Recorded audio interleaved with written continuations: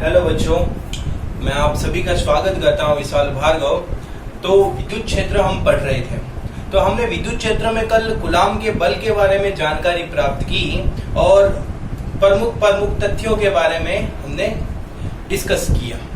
तो आज हम बात कर रहे हैं, अगर दो से ज्यादा आवेश उपस्थित होते हैं तो उसको निकाय बोलते हैं, और आवेशों के निकाय के अंदर यदि बलों का मान देखें तो वो जो बल है वो आपस में एक दूसरे से जुड़ जाते हैं, और जिसे हम अध्यारोपण का सिद्धांत कहते हैं, सुपरपोजिशन प्रिंसिपल। तो आज हम उसी को समझेंगे। तो देखते हैं, जो नया टॉपिक है वो है आवेशों के निकाय के द्वारा या आवेशों के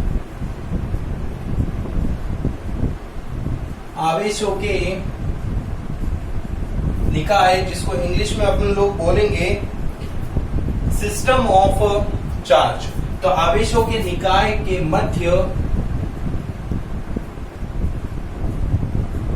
अध्यारोपण सिद्धांत, जिसको इंग्लिश में बोलेंगे प्रिंसिपल ऑफ सुपरइम्पोजिशन। तो the principle of superimposition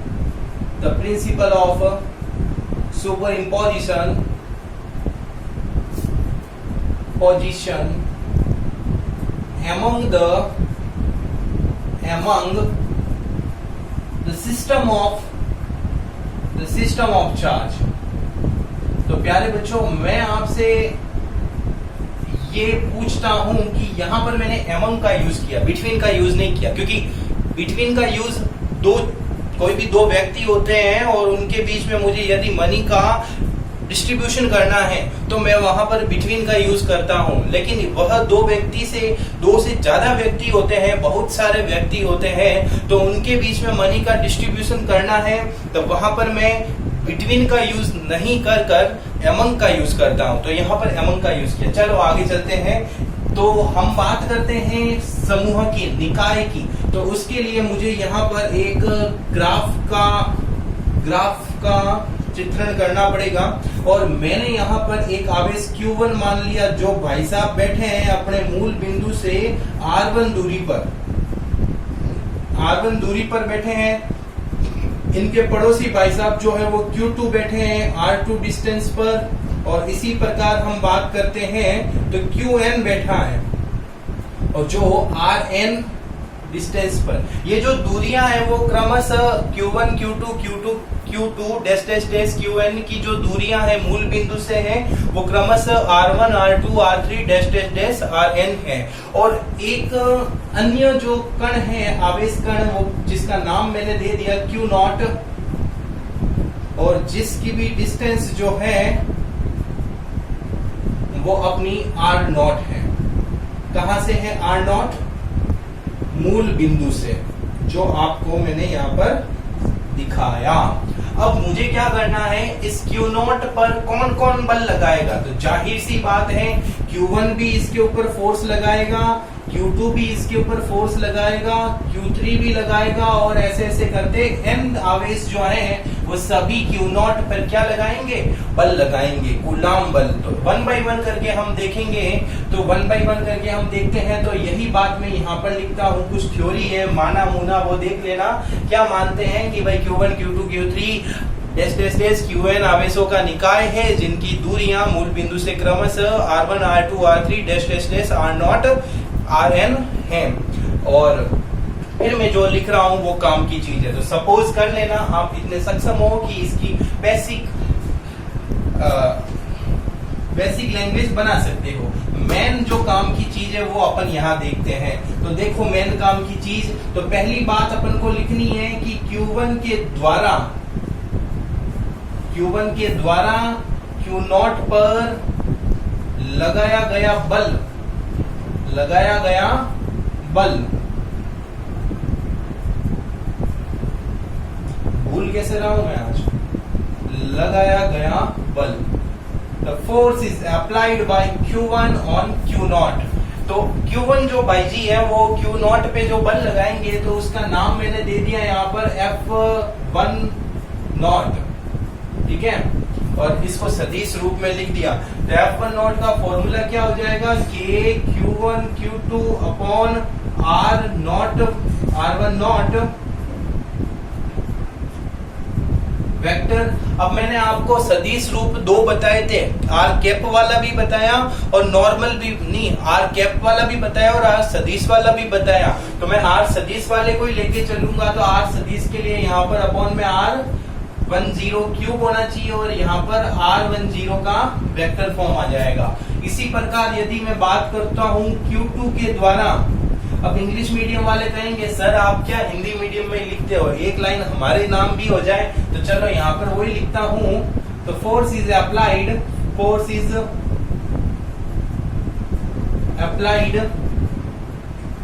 bye Q1 on Q0 by Q2 on Q0। Q2 जो है वो Q0 पर जो फोर्स अप्लाइड करेगा उसका फॉर्मूला क्या हो जाएगा बेटा, F2 not equals to K।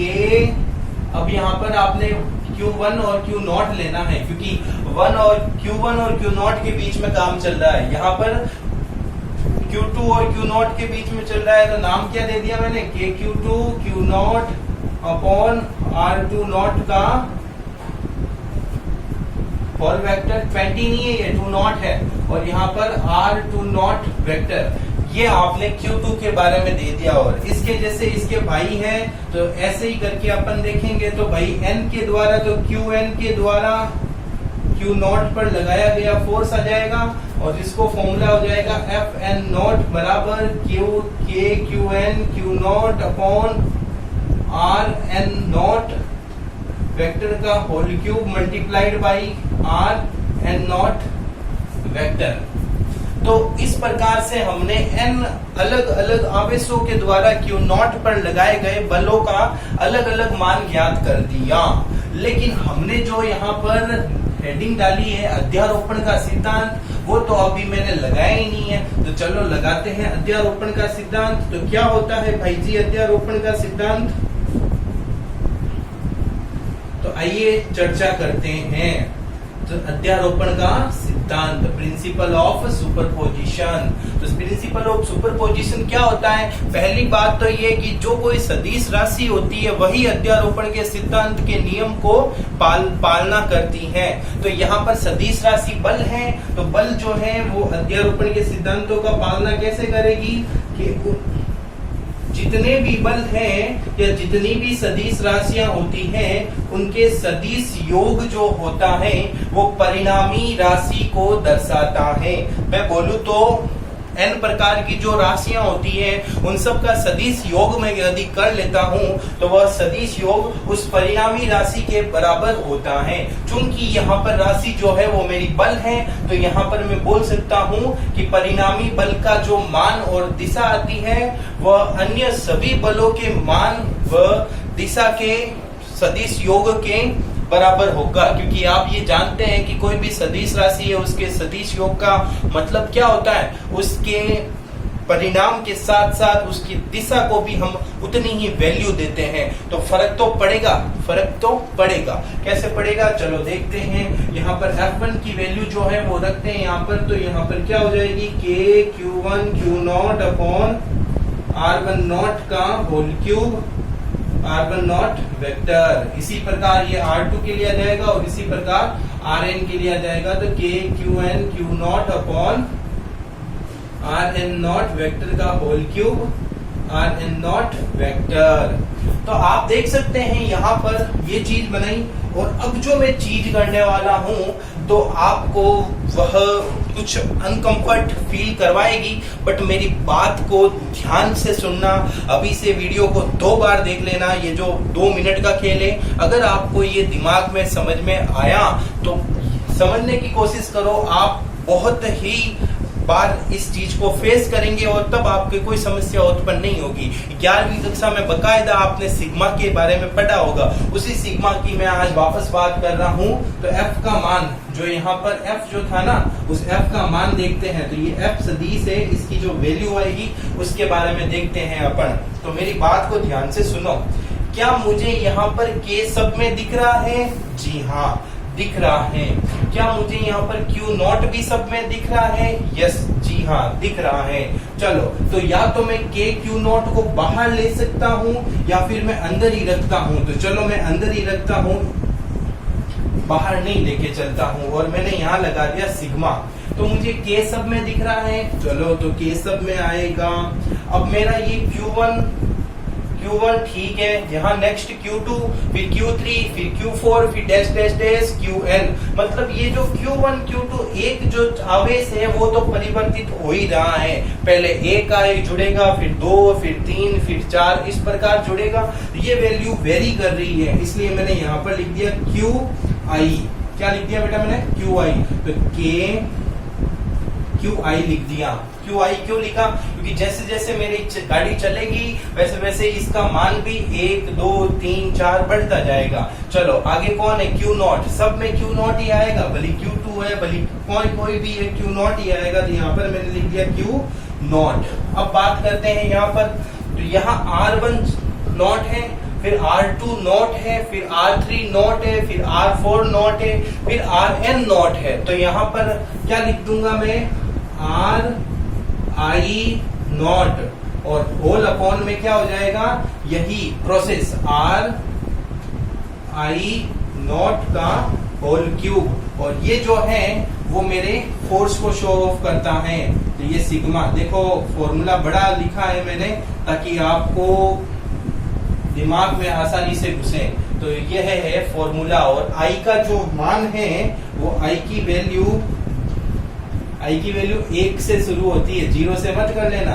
I की वैल्यू 1 से n तक चलेगी। यही है अपने अध्यारोपण का सिद्धांत। तो बताओ बच्चों, आपको समझ में आया या नहीं आया? अगर आप चाहो तो इसको इस रूप में भी लिख सकते हैं। देखो मैं चित्र हटा रहा हूं, आप चाहो तो वो दूसरा वाला जो रूप है उसमें भी रख सकते हैं। अंतर क्या होगा? ये जो वेक्टर फॉर्म है ये कैप फॉर्म में आ जाएगा, तो ये स्क्वायर बन जाएगा। तो अन्य रूप जो है वो क्या हो जाएगा? F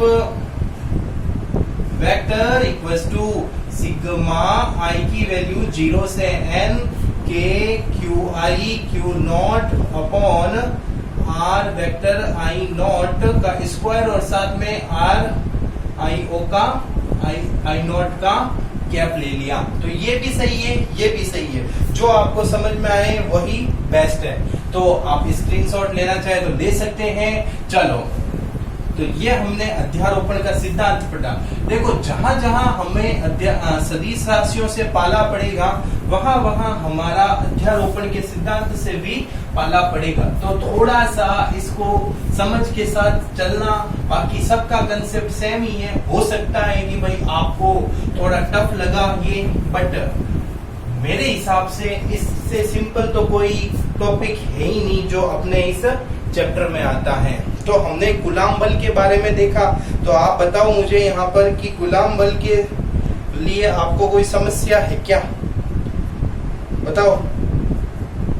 और आप कमेंट करते हो नहीं, या तो आप वीडियो देखते नहीं हो, और देखते हो तो फिर कमेंट नहीं करते हो। देखो बेटा, जड़त्व के नियम की पालना मत करो। जो इनर्शिया आपने अपने जीवन में इन 6 महीनों के दौरान कर रखा है उसको थोड़ा सा परिवर्तित करो। पढ़ने की लगन डालो।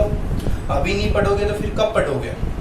चलो, क्योंकि मुझे आपके कमेंट से पता चलता है कि आप पढ़ पा रहे हो या नहीं पढ़ रहे हो। कि जो पढ़ता है वो पूरा वीडियो देखता है, वो कमेंट जरूर करेगा। मैंने देखे आपके कमेंट, एक वीडियो में कमेंट आए, बाकी कमेंटों के अभाव के कारण मुझे ऐसा ही लगता है कि मेरी मेहनत की हुई कोई काम नहीं आ रही है। तो मैं वापस आपसे कहूंगा कि पढ़ाई किया करो। ओके, तो आज हमने ये अध्यारोपण के सिद्धांत को देखा, और अब हम नई जो बात करने वाले हैं वो है विद्युत क्षेत्र के बारे में। जो चैप्टर का नाम है उसको हम अब पढ़ेंगे, विद्युत क्षेत्र, इलेक्ट्रिक फील्ड।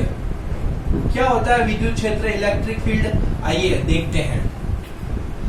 सरल शब्दों में यदि मैं बोलूं, सरल शब्दों में बोलूं तो मेरी बात को ध्यान से सुनना कि एक कैपिटल Q आवेश जो है वो यहाँ पर पड़ा है, तो इसके द्वारा इसके चारों ओर एक ऐसा क्षेत्र जिसमें अन्य कोई Q आवेश अगर मैं उसको लेके आता हूं, तो Q आवेश जो अन्य है उसको मैं लेके आया, तो इसने यहाँ पर एक फोर्स को फील किया, कूलाम बल को जो है इसने महसूस किया। इसने क्या महसूस किया? महसूस किया। किसको किया? कूलाम बल को। कूलाम बल को महसूस किया। उस कूलाम बल को जो महसूस किया, उसमें यदि मैं इस Q का भाग दे देता हूं, तो वह आता है विद्युत क्षेत्र की तीव्रता। और जिस क्षेत्र में वह कूलाम बल को महसूस करता है, उसी क्षेत्र को बोलते हैं विद्युत क्षेत्र। तो देखो, थोड़ा कंफ्यूज होने की जरूरत नहीं है, मैं आपको सरल भाषा में समझाने का प्रयास करता हूँ। ये सूत्र मैंने यहाँ पर लिख के आपको कंफ्यूज कर दिया, तो मैं आपको एक सिंपल भाषा में बोलूं कि यदि किसी आवेश को किसी अन्य आवेश के क्षेत्र में ले जाया जाता है, तो वह एक कूलाम बल महसूस करता है। वह क्षेत्र उस अन्य आवेश का विद्युत क्षेत्र कहलाता है। तो देखो क्या होता है विद्युत क्षेत्र। तो यदि Q आवेश है कोई, उस Q आवेश के r डिस्टेंस पर मैं यदि किसी स्मॉल q आवेश को लेके आता हूं, तो इस स्मॉल q आवेश को एक बल महसूस होगा, और यह बल जो है वो इस विद्युत क्षेत्र के कारण ही फील होता है। तो विद्युत क्षेत्र की परिभाषा आपको समझ में आ गई। क्या परिभाषा होती है? जब कोई बिंदु आवेश किसी अन्य आवेश के निकट लाया जाता है, तो वह प्रतिकर्षण या आकर्षण के बल को अनुभव करता है। इस क्षेत्र को विद्युत क्षेत्र ही कहते हैं। नहीं आया समझ में? समझाने का प्रयास किया, विफल रह रहा है, तो एक बार और सुन लीजिए कि यदि कोई Q आवेश प्लस Q आवेश है, इसके चारों ओर एक क्षेत्र ऑटोमेटिक क्रिएट हो जाएगा। क्यों? क्योंकि ये तो आवेश है, और आवेश ये चुपचाप बैठा है। ये चुपचाप बैठा है, तो मैंने आपको बताया जब इलेक्ट्रॉन चुपचाप बैठता है तो वो विद्युत क्षेत्र उत्पन्न करता है। तो यह आवेश है, ये इसमें इलेक्ट्रॉन भी होगा, प्रोटॉन भी होगा, तो इसमें इसने भी विद्युत क्षेत्र उत्पन्न किया। और यह विद्युत क्षेत्र खुद नहीं बोलेगा कि हाय आई एम इलेक्ट्रिक फील्ड, ऐसा नहीं बोलेगा। अन्य किसी आवेश को मैं लेके आऊंगा तो वह खुद फील करेगा इस बात को कि जरूर यहाँ पर कुछ ना कुछ तो है, चाहे वो अट्रैक्शन हो सकता है या रिपल्सन हो सकता है। तो इसी जिस क्षेत्र में इसने फील किया, उसी क्षेत्र को हम क्या बोलते हैं? विद्युत क्षेत्र। ठीक है बेटा, इस विद्युत क्षेत्र की ये तो परिभाषा हो गई। तो बात करते हैं इसको सर मैथमेटिकली फॉर्म में हम कैसे पढ़ेंगे। तो मैथमेटिकल फॉर्म में पढ़ने के लिए एक नया शब्द आएगा, विद्युत क्षेत्र की तीव्रता। टेढ़ा जा रहा है, थोड़ा जाने दो इसको। तो intensity of electric field, intensity of electric field. क्या होता है इलेक्ट्रिसिटी ऑफ इलेक्ट्रिक फील्ड? तो जस्ट मैंने अभी आपको बताया, क्या बताया कि यदि कोई प्लस Q आवेश है या कोई भी Q आवेश है, इस Q आवेश के निकट में किसी स्मॉल r Q आवेश को लाता हूं, जिसके बीच की दूरी स्मॉल r है, तो इसने यहाँ पर फील किया। क्या फील किया? फोर्स फील किया। और उसी फोर्स में यदि इस Q आवेश को भाग दे देता हूं, तो वो मेरा इलेक्ट्रिसिटी का तीव्रता इंटेंसिटी बन जाती है। तो यहाँ पर देख सकते हो आप, फॉर्मूला क्या बन गया? E वेक्टर बराबर F वेक्टर अपॉन Q, ये इसका फॉर्मूला बन गया। क्या परिभाषा हो गई भैया? देखो बता दो आप। बादल अगर आपने सही से अपने दिमाग में फोड़े हैं तो परिभाषा आपके बन गई होगी। क्या परिभाषा है? एकांक आवेश पर लगने वाला विद्युत बल विद्युत क्षेत्र कहलाता है। किसी बिंदु पर एकांक आवेश के द्वारा लगाया गया, एकांक आवेश पर लगाया गया विद्युत बल उस बिंदु पर विद्युत क्षेत्र कहलाता है। तो देखो, अब बताओ मुझे कि इन दोनों के बीच में जो फोर्स लगता है वो कूलाम बल F बराबर क्या फॉर्मूला होगा? K Q1 Q2 upon R square. यहाँ पर Q1 और Q2 जो है वो कैपिटल Q और स्मॉल q के फॉर्म में है, तो यहाँ पर capital Q small q upon R square. तो चलो यहाँ पर E वेक्टर बराबर फॉर्मूला बनाओ। तो यहाँ पर F जो है, इस F की जगह तो मैं क्या लिख देता हूँ, K Q small Q upon R square, और अपॉन में स्मॉल क्यू है, ये स्मॉल क्यू से स्मॉल क्यू कैंसिल हो गया, तो फॉर्मूला बन गया के क्यू अपॉन आर स्क्वायर।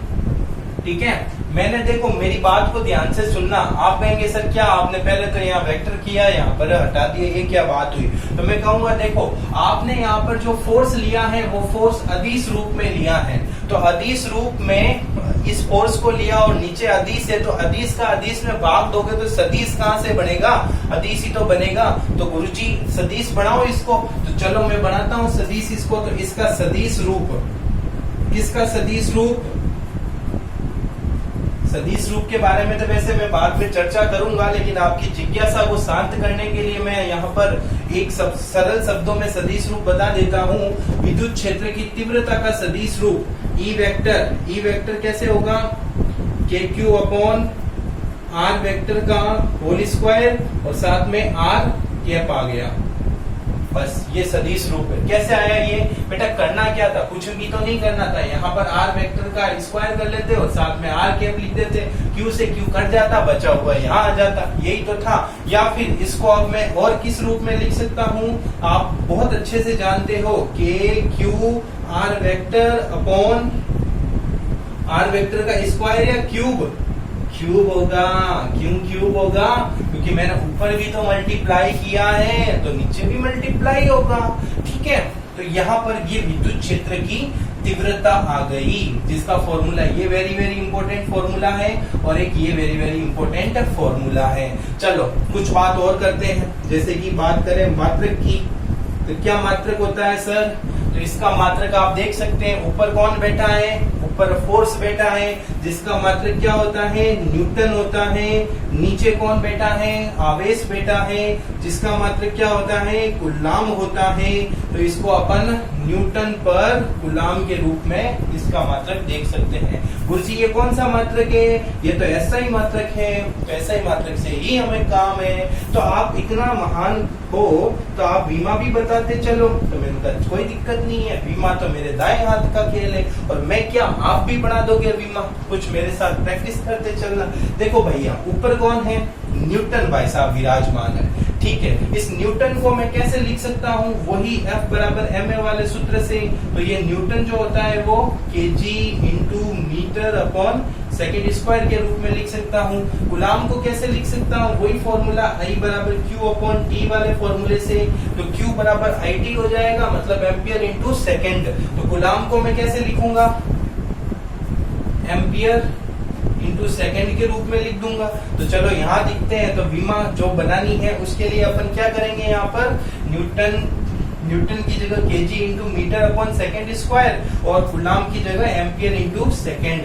तो चलो लिखे, तो न्यूटन की जगह लिख देंगे KG into metre upon second square और होल अपॉन में कूलाम कौन है भैया? Ampere into second. इस बेचारे के अपॉन में कोई नहीं है, तो अपॉन में क्या कर दिया मैंने? 1 कर दिया। जैसे ही ये नीचे वाला ऊपर जाएगा तो उल्टा हो जाएगा, उल्टा होगा तो कुछ ऐसा होगा, केजी इंटू मीटर और अपॉन में यहाँ पर सेकेंड स्क्वायर तो है ही है, और ये जैसे ही ऊपर जाएगा तो उल्टा, उल्टा तो 1 upon ampere into second. 1 upon, भाई ये एम्पियर इंटू सेकेंड अपॉन 1 है ना, ये जैसे ही ऊपर जाएगा तो उल्टा हो जाएगा, उल्टा होगा तो 1 upon ampere into second. Second जैसे सेकेंड स्क्वायर से गुना होगा तो सेकेंड क्यूब। चलो भैया मुझे एक बात बताइए, इस 1 को देखो साइड में, इसको देखकर आप मुझे बीमा बनाकर बताओ। तो बताओ, तो यहाँ पर m क्या है? द्रव्यमान, द्रव्यमान मास, जिसका मात्रक केजी होता है। कहा कोई केजी दिख रहा है? जी हाँ, ये रहा केजी, केजी की पावर 1 है, तो यहाँ पर m की बीमा 1। L मतलब लंबाई, लेंथ, लेंथ का मात्रक मीटर होता है। यहाँ मीटर, अरे भाई जी ये तो ऊपर ही बैठा है, मीटर की पावर 1, तो यहाँ इस L की बीमा 1। T का मतलब टाइम, सेकंड, सेकंड नीचे है, कितनी है? प्लस का 3 है, जिससे ऊपर जाएगा तो माइनस का 3, तो यहाँ पर T की बीमा -3। और एम्पियर, एम्पियर जो है वो कहाँ है? नीचे है, 1 है, ऊपर गया तो माइनस का 1। तो ये इसकी क्या हो गई? बीमा हो गई। स्क्रीनशॉट ले लीजिए। ठीक है। तो अब यहाँ पर ये बीमा हो गई। अब मैं यदि आपको बोलता हूं, सिंपल सी बात बोलता हूं कि यदि कोई विद्युत क्षेत्र E में उपस्थित आवेश Q है तो उसके ऊपर लगाया गया जो बल होता है वो कितना होता है। मतलब मैंने आपको एक क्वेश्चन पूछ लिया। क्या क्वेश्चन पूछा? क्वेश्चन ये पूछा 5 न्यूटन पर कूलम विद्युत क्षेत्र की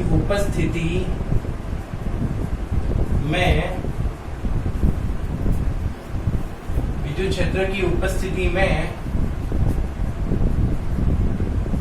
5 कूलम का आवेश स्थिर अवस्था में पड़ा है, स्थिर अवस्था में स्थित है, तो उसके ऊपर लगने वाला विद्युत बल क्या होगा? बताइए क्या होगा? तो हम जानते हैं यहाँ पर हमें क्या क्या दिया हुआ है। एक तो दिया हुआ है ये मतलब विद्युत क्षेत्र मतलब E की वैल्यू कितनी है 5 न्यूटन पर कूलम। और क्या दे रखा है भाई? आवेश दे रखा है मतलब Q दे रखा है। Q कितना दे रखा है 5 कूलम। और पूछा क्या है हमें? फोर्स पूछा है। कौन सा फोर्स? Fe का मतलब विद्युत बल। विद्युत बल इन तीनों में जो रिलेशन होता है वो यही होता है। मतलब कि यदि कोई Q आवेश विद्युत क्षेत्र E में स्थित है तो उसके ऊपर लगने वाला विद्युत बल का फॉर्मूला क्या होगा? F बराबर QE।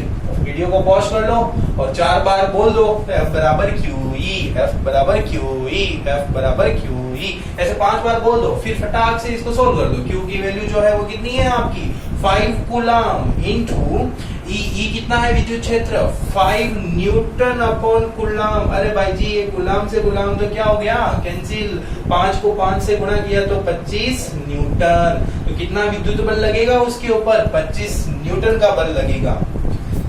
चलो तो हमने विद्युत क्षेत्र को देखा, फिर उसके बाद में विद्युत क्षेत्र की तीव्रता को देखा गणितीय रूप में समझने के लिए। अब हम इसको ग्राफीय रूप से समझेंगे। किस रूप से समझेंगे? ग्राफीय रूप से। और ग्राफीय रूप से समझने के लिए मैं वापस नई बात बोलूंगा और वह बात जो है वो कौन सी बात है आपकी? विद्युत। ग्राफीय रूप से समझने से पहले मैं कुछ बातें और डिस्कस करना चाहूंगा, ठीक है? तो कुछ बातें और डिस्कस करते हैं। तो यहाँ पहली बात कौन सी बात? विद्युत क्षेत्र E में उपस्थित Q आवेश पर लगने वाला विद्युत बल F बराबर क्या सूत्र हो जाएगा? QE, ठीक है? लेकिन यदि मैं इसको सदिश रूप में लिखना पसंद करूं तो सदिश रूप में कैसे लिखेंगे अपन? F सदिश बराबर Q सदिश E सदिश। देखो यदि वह Q धनावेश है, क्या है?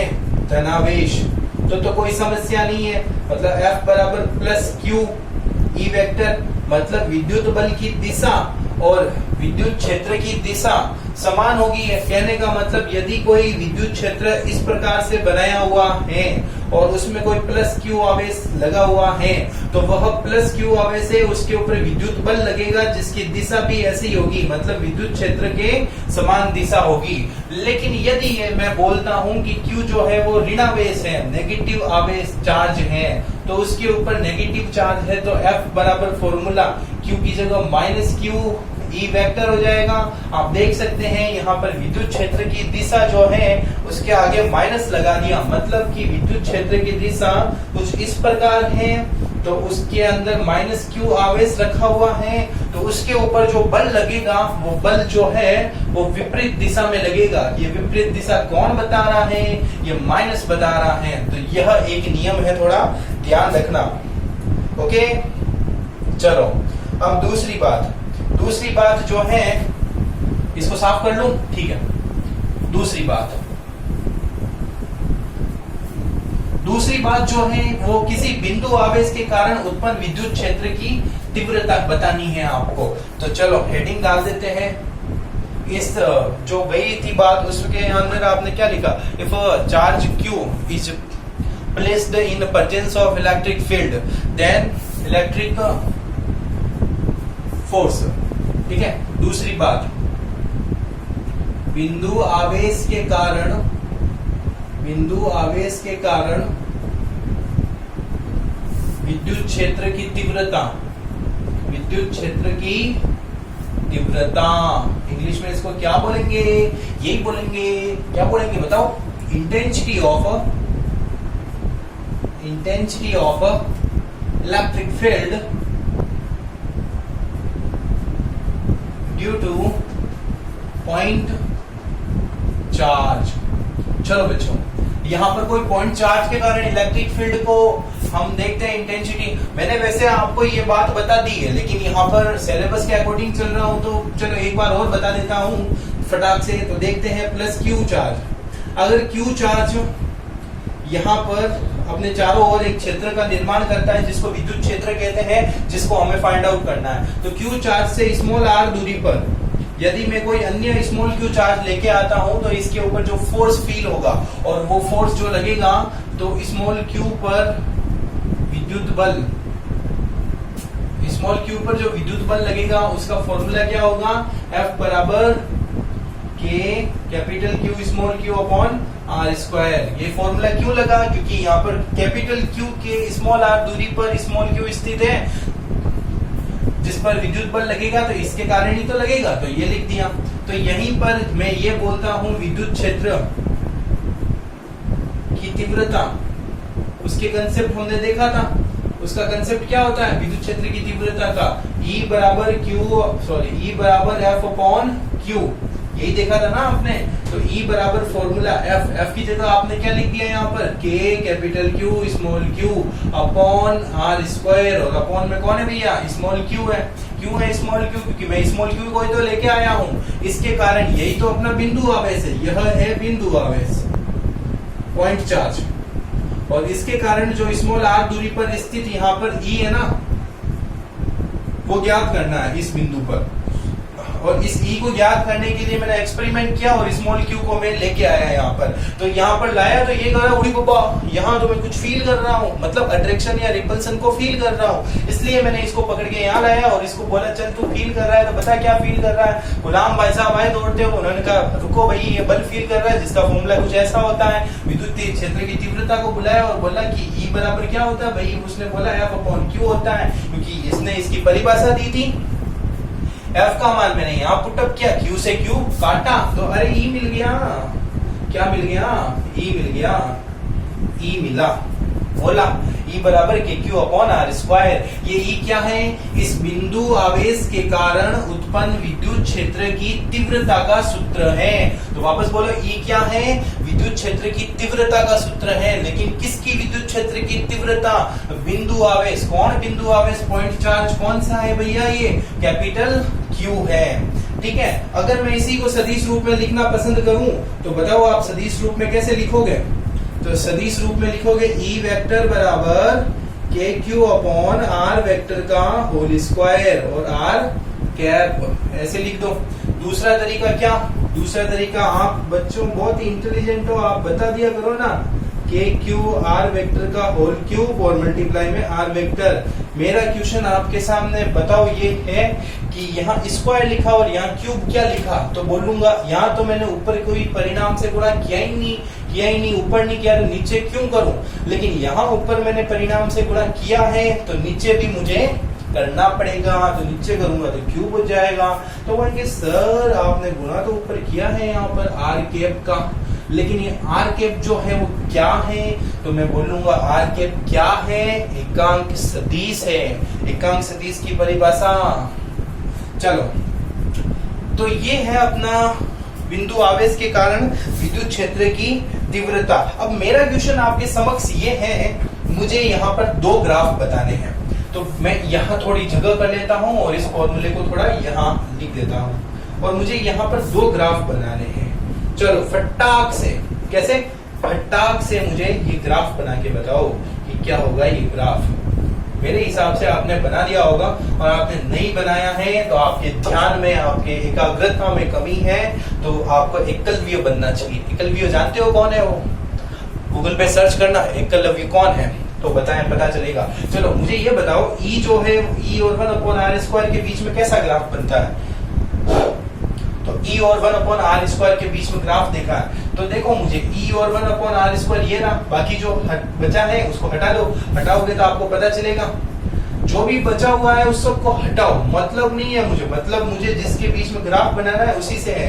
तो यहाँ पर E प्रोपोर्शनल 1/r² होता है, क्योंकि मैं एक चीज जानता हूँ कि जैसे ही मैं बराबर को हटाऊंगा तो मेरा प्रोपोर्शनल आएगा और बराबर के साथ में कोई वैल्यूज है वो भी हटेगी। तो यहाँ पर E बराबर 1/r²। बताओ 1/r² के तो ये समानुपाती है, इसलिए ग्राफ कैसा बनेगा? लीनियर बनेगा, रेखीय बनेगा। लेकिन E और R जो है वो एक दूसरे के उल्टे पुल्टे हैं, मतलब 1/r² है। तो R जो है वो तो नीचे है ना, नीचे है, तो ग्राफ इसका कैसा बनेगा? घटता हुआ परवलय बनेगा, पैराबोलिक बनेगा। तो यहाँ पर मैंने आपको ये चीज समझाई है, आपको समझ में आई है। मैं आशा करता हूँ आप कुशल हैं, पढ़ाई करते हैं, और नहीं करते हैं तो करना सीख लो, क्योंकि आपके भी कुछ सपने हैं। अगर आपको उसको पूरा करना है तो आपको पढ़ना तो पड़ेगा ही पड़ेगा। धन्यवाद।